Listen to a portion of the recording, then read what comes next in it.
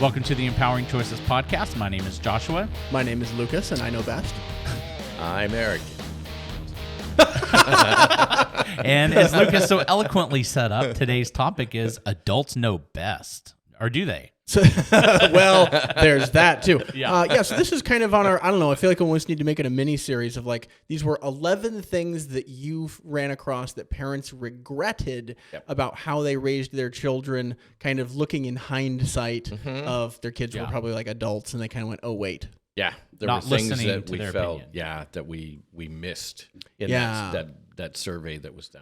Yeah, so the thing that they're saying that they're regretting is that they didn't take their child's opinion into account enough. They acted too much like adults know best. And like, what would an example of this be? Are we talking about like the color of their bedroom or like what they should do for summer vacation or just kind of anything? Just kind of anything, and how it is that they're working with their kids to allow their kids' opinion or thoughts to be able to come out.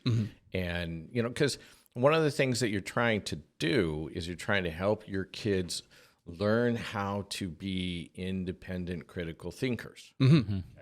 Because they're going to go off into the world. Thank you, Indy. Thank you, Indy.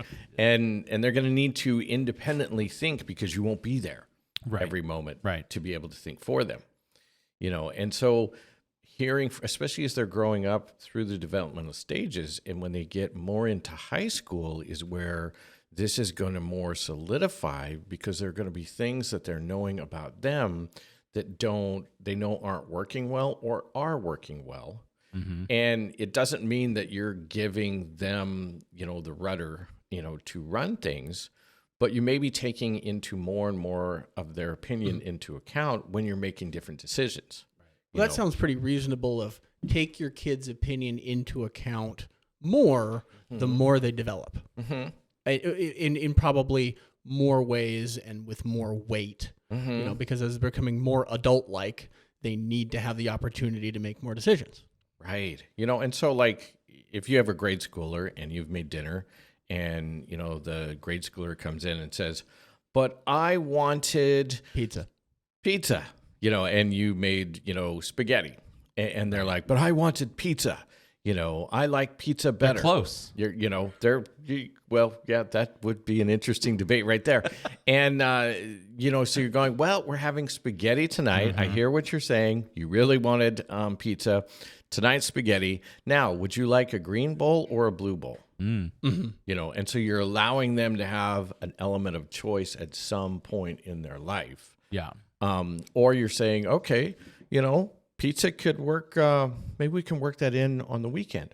Right. That's where I was going of like, all right, I know you like this. And actually, I've known that for a long time. I'll make sure it's on the menu for the next time we go grocery shopping or whatever. Right. And so you're working that part in there. Yeah. And you can even say to help them, would you like a green bowl or a blue bowl? It just, you're allowing the choices to be in there for your kids so that their thinking and their choices and their independence can be able to grow in a healthy way.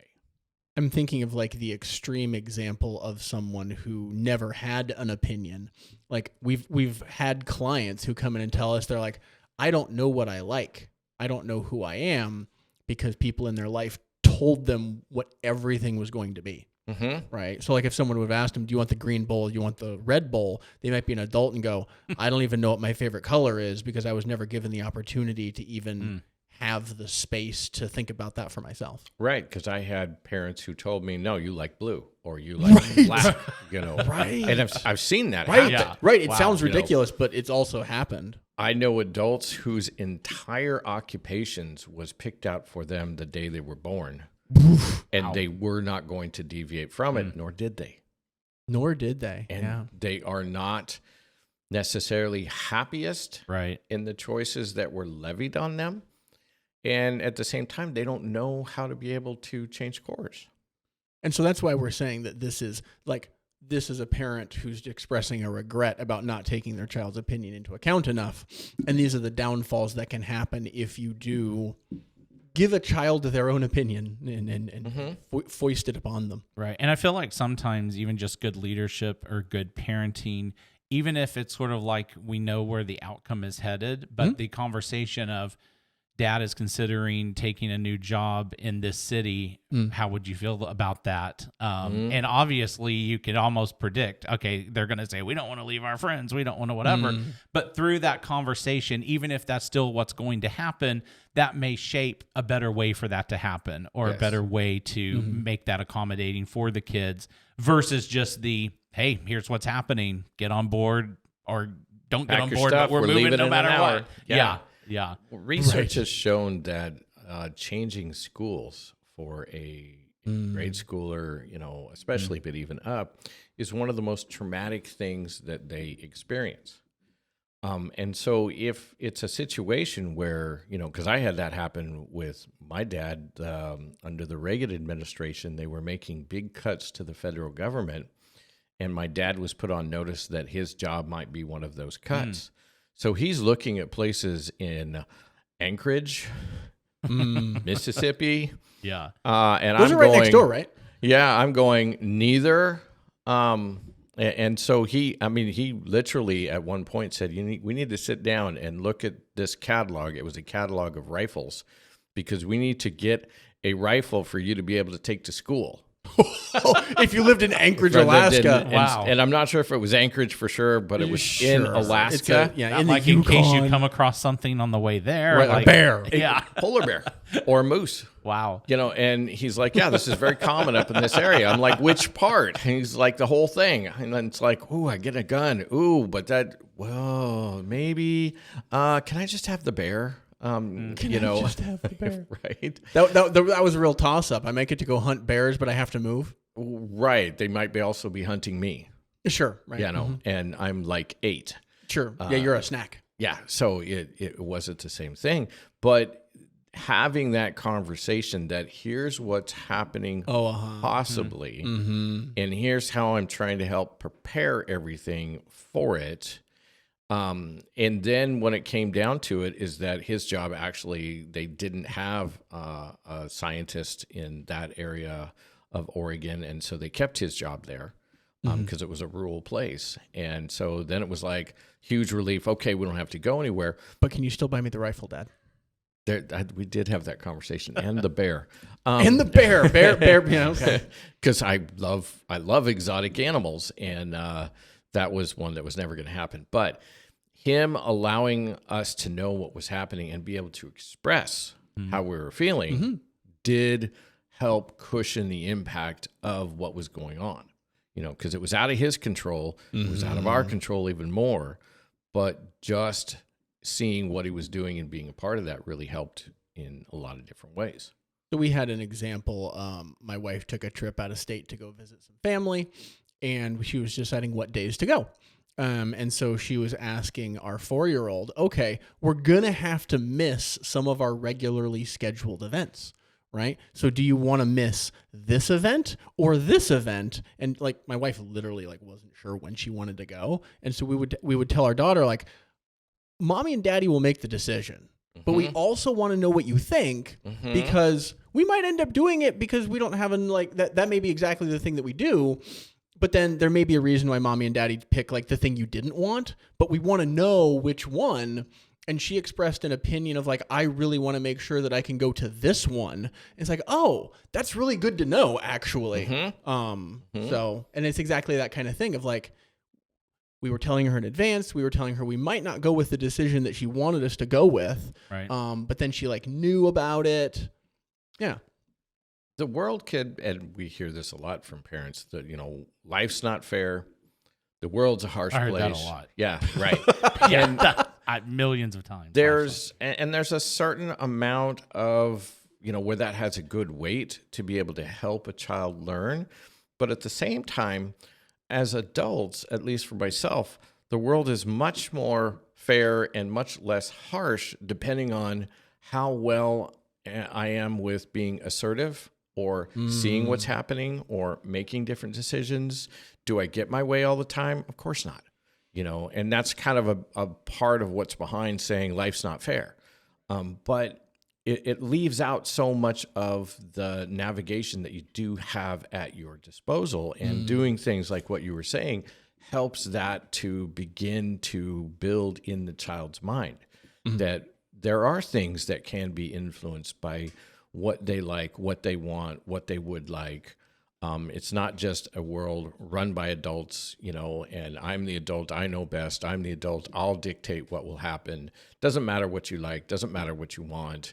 This will just happen and you'll just be on the train, and that's the way it is, because that's the way it was for me. That's where a lot of that comes as it goes forward in parenting. We were talking about my love of exotic animals because my dad worked for the Forest Service, and one night he got this call from one of his coworkers who was a fish and game person. And he said, hey, because I could hear him on the phone going, what? No, it's their bedtime. No, they need to go to bed. They have to go to school tomorrow. No. And then he's like, oh. And I'm like, oh, something's about to happen. and so he got off the phone and he goes, boys, get your coat and shoes on.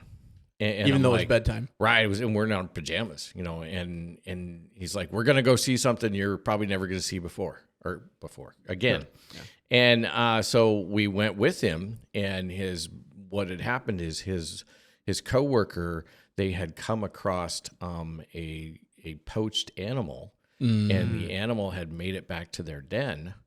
And in the den were a whole litter of little lynxes. Oh wow! And so he's like, their eyes weren't even open yet. Oh geez, they were so little, and he's like, teeny tiny. Your kids are lynxes. never gonna see this. Yeah. And I'm like, so I have pictures to where I'm bottle feeding these little creatures, and I'm like, can I have one? Right, I was gonna say, Can I have this one? is going. Can I have one? Can I take it home? Can I take it home? Oh my gosh! And I'll feed it, and I'll water it, and I'll name it George. And I'll just, so I kept going and talking. My dad was thinking, and he was hearing. He didn't just shut me down. He was like thinking about what I was saying. I could tell that. And I'm like, just a little farther. Right. I just have to bring this home. And then I've got you, George. You will be George, the wild animal. Wild animal. Lynx. And 45 minutes later, we were going home. And my dad said, no, you can't have it. And I was just devastated. And I'm like, where did I go wrong?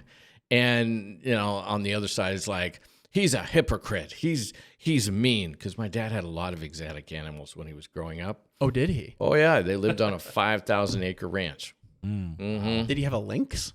He did not have that one. So I think that would have intrigued him as well. He had a deer at one point. Okay. Yeah. And so they were going home. And then my dad said, listen, let me tell you why I said no. Right. He said, you made great points. You're very responsible. You're absolutely right. Every one of your pets you've taken care of. Okay. So you had a history to lean on. Yeah. He's like, the only one that went bad was the snake, but it got out. We learned from that. But he goes, you're the perfect person to do this. But there's this thing called law. Called the law. Oh, good. And there's a law that says you cannot have an exotic animal of this level in our town without a special permit. And no, I'm not going to go get one. And he's like, even I can't get around this one. And I'm like, fine. But all of that took into consideration me. Because he knew me, and he also knew that I'm thinking about all these stories about animals that he grew up with, and I'm looking at him losing respect, going, you're a hypocrite. Well, because I'm 8, so I have black and white concrete thinking, just like in the video we saw the other day with the green, Green Town? The cartoon that we reviewed? Cartoon. Sure, yeah. Big City Greens. Big City Greens, yeah.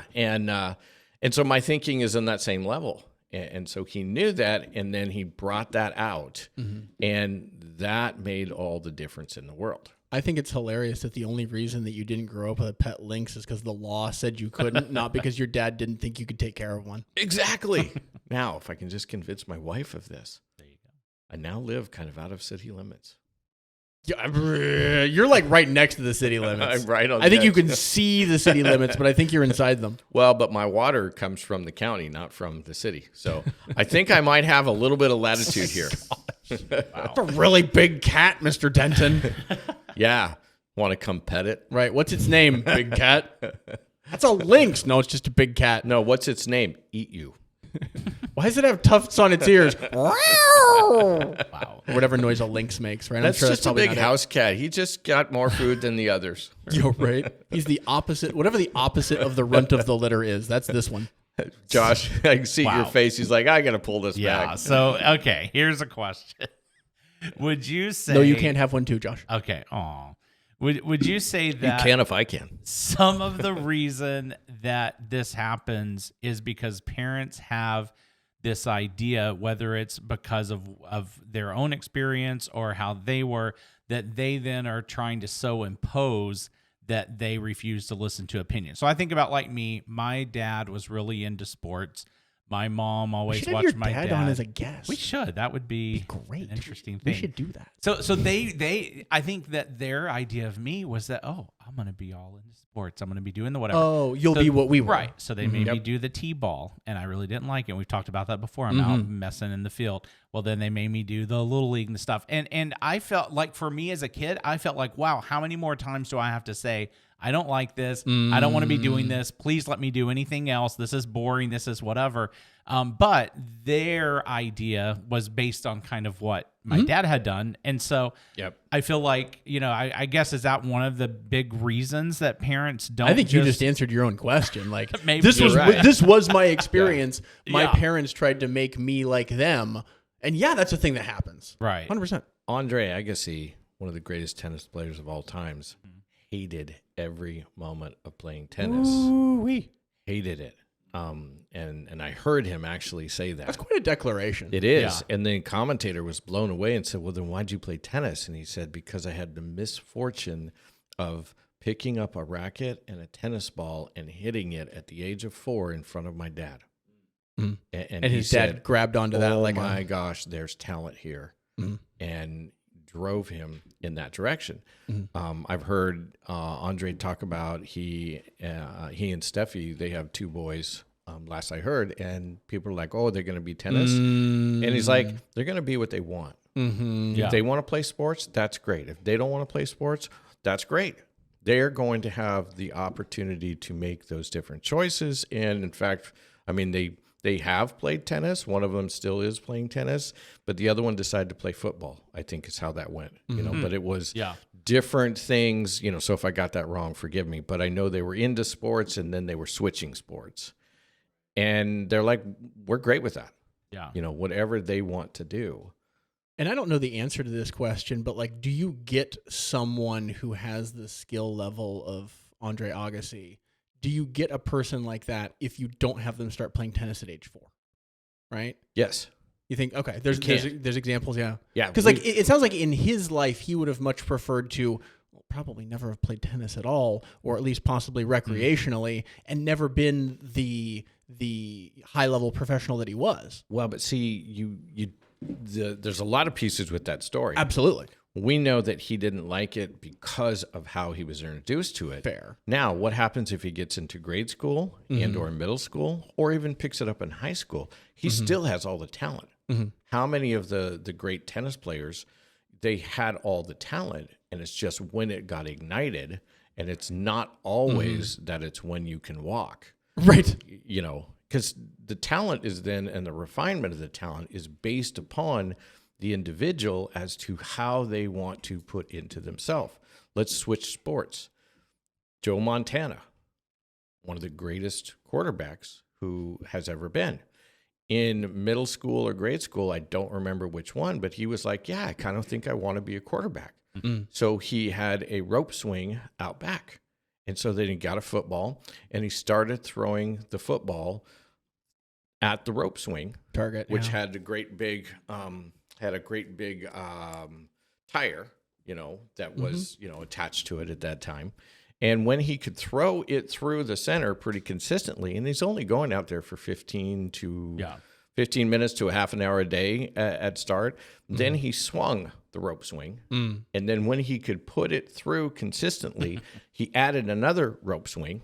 and is swinging both of them. And when he puts it through consistently, the two, he adds a third. This is going all the way up through high school. So he put into himself. Yeah. You're saying in this story it was driven by his own. It was driven not his parents. by Which is his different own than mom desire. and dad saying, go out and do your 30 minutes with the rope swing now. Exactly. Yeah. You know, he became the driver of that, which is like why, if you remember watching Joe Montana as I do on the field, and because Joe Montana, they said, you're never going to make it in the pros. He's like 5'10". They're like, you're not tall. You can't see over, you know. You can't see over your own line. Right. And so he is making these throws that literally goes in between defenders and around, and well, not around, but then the ball's this just way, going around and through. And he's got the smart ball. And That's right. and then all of a sudden there's Jerry Rice's hands and bam, and it's in the end zone, you know.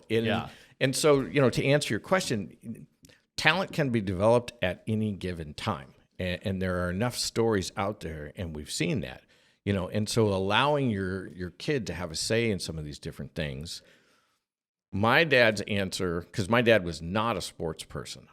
He did a lot of other things.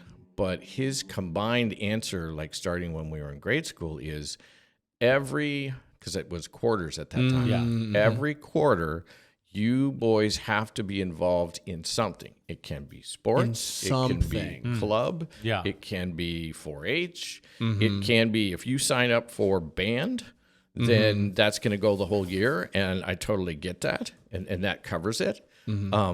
But you have to be doing something as an extracurricular. Do Boy something, Scouts, but not, you have to do. It's not a one-lane thing. You know, Yeah. because he and my mom had that discussion, and he was like, no, they need to sample. You know, they need to sample things to be able to settle. Now, because he wasn't in sports and wasn't a sports person, he didn't have enough supportive interest for sports. So that kind of went a different way. But that was after they got a divorce. And that's, you know, different podcasts we can pull up at different times. What's the title of that podcast? Well, yeah, we might come up with that. Supporting your kids after divorce. You know, could be something that's called. Both my brother and I had sports talent, but then without that parental support, you know, it didn't go anywhere for both of us. But that's a piece, is that you're listening to. Now, there's a lot of parents that I see today, and their kids are like, all I want to do is play video games. You know, that's my choice. And the parents like, this is not good. And I agree, this is not good. So video game time, homework time, activity time. Right. How are you going to balance this? Because you're helping your child learn how to balance this so they don't wind up being an adult of every age in your basement for the rest of your life playing video games. Right. We know that we know those people. Right. And, you know, you're always going to have the counter. Well, what about the video game guy? Professional video game. Ninja. And I'm like, I'm pretty sure Ninja at no point in his height was in the basement of his parents. Yeah. Well, and like even it's like, okay, well then just treat the video game time that you do have and use it well. And then you're going to have to go outside for a while because that's good for you too. Exactly. Yeah, for sure. And that's what in the parenting manual, we talk about that. My parents had a system for, here's the hours of TV and video game time you can have weekday, weekend. And other than that, you're either in your room or you go outside and play, or we will find things for you to do. Right? And you'll like them. Yeah. No, you won't. Sure, right. Yeah, when you're cleaning the toilet. Yeah. Exactly. Yeah. I think chopping the wood. I'm so intense in like the things that I like to do, which is like music and stuff like that. People are always asking me, they're like, what are you going to do if your son likes those or doesn't like those things? That's like a question people if he's ask into me. Football, Josh. Right. What if right. he's into They football? asked me that. And so what I've said is, you know, number one, if he does happen to like music or computers or those things, well, he's going to really have the time of his life because all this stuff is right here and we do this and that'll be a grand old time. But what I say is I'm going to let him have access to all of the stuff. And so the things that even I can't do, I know someone who does do. So let's go see all that. And then he will most likely gravitate towards something. Sure. I personally would love if it was one of the things that I love, because that'll make it all easier. But if it's not, then as a parent, I'm already committed to, I will do the best I can to try to get into whatever that is that he's doing. And maybe that doesn't mean I know everything about baseball, but I can probably figure out enough to go out there and do what I need to do. Yep. And so, yeah, but I think that's different than just being like, nope, you're going to play the piano because that's what your dad does and sit down and do it. You know, and that's my dad not being a sports person. My mom really wasn't, she didn't do any sports either. I mean, they loved the Olympics. That was their huge sports interest. You learned how to do curling? No, but man, if I'd have thought about that, there would have been a curling in the neighborhood. Oh my gosh. Yeah, that would have been. Because I'm living in Eastern Oregon, so we'd have plenty of opportunities. Yep. Plenty of ice in that part of the world? Yeah, probably take over the main roads. It would have been fun. We played stickball on the roads. Good. And so just that was kind of an interesting thing. But my parents, like when I was in baseball, you know, and I was working on, and I wanted to be, you know, a better shortstop and pitcher. So they bought me a pitchback when that first came out. And it was on me to go out there and, you know, kind of self-drive. Yeah. But I became a very good shortstop and not a bad pitcher, you know. And for the time that it had my interest, you know, that was great, you know.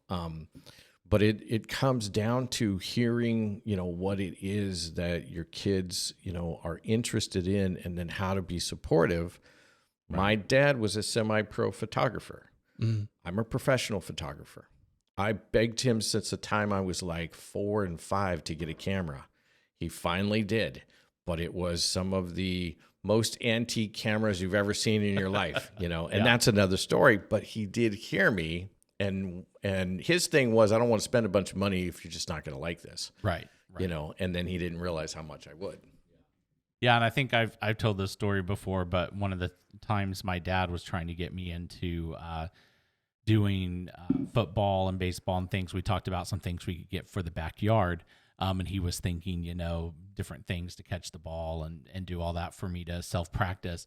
But then my big thing was I had seen stadium lighting. And so I was like, now could I run wires from the house up a thing to install some lights? And he's just like, what? Right. I thought we heard about football, man. No, we won't put wires. If you build it, they will come. Exactly. And see, that's where I was at. So yeah, so I think there's so much just in terms of overcoming sort of your own thoughts and desires of what you want your kid to be and listening to them and seeing what they want to do. And seeing where they'll come and meet you. I mean, I would love it if my son was much more the sports fan. And I've worked so hard on being able to bring him into being much more the sports fan. Right. He will watch football. He will actually watch football for me at times and keep me, you know, abreast of the score. And then when he decided to choose a team, he just looked for colors. So he took Kansas City. Okay. I'm a Rams fan. Don't mesh well together. But he will watch a game periodically with me. And I did get him to play Madden football, to which he was, you know, very he liked other games, and he has Asperger's. And so getting him to just do that was, you know, a big feat. Yeah. But then he stuck with it, you know, and he was playing around with it and he got better. And then he was getting to where he could beat me. And so I banned him. Not really, but you know, your kids can come in there and meet you, you know, where you're at different times, but maybe not the same level because they're a different person. That's the key. Yep. Even if you see them as a prodigy, they're not. They're a different person who may have elements of you and your personality that you really, really love to see, but they still may choose to like do something completely different. Right. You know. So listen to your kids. It out. There you go. And by listen, we don't mean let them run the show or do what they say. So many things in balance. Yes. In balance. So many skills having to operate at the same time. Your example with your daughter was a great one. So yeah, if you enjoyed this course or this podcast, I mean, we have a lot of courses and different things that are very similar to this on our website. We'd love for you to check those out at empoweringchoices.community. And it would mean the world to us if you were able just to take a moment, leave a comment or a like, or a review, depending on what platform you listen to this on, and let us know what you think. And we will see you on the next episode.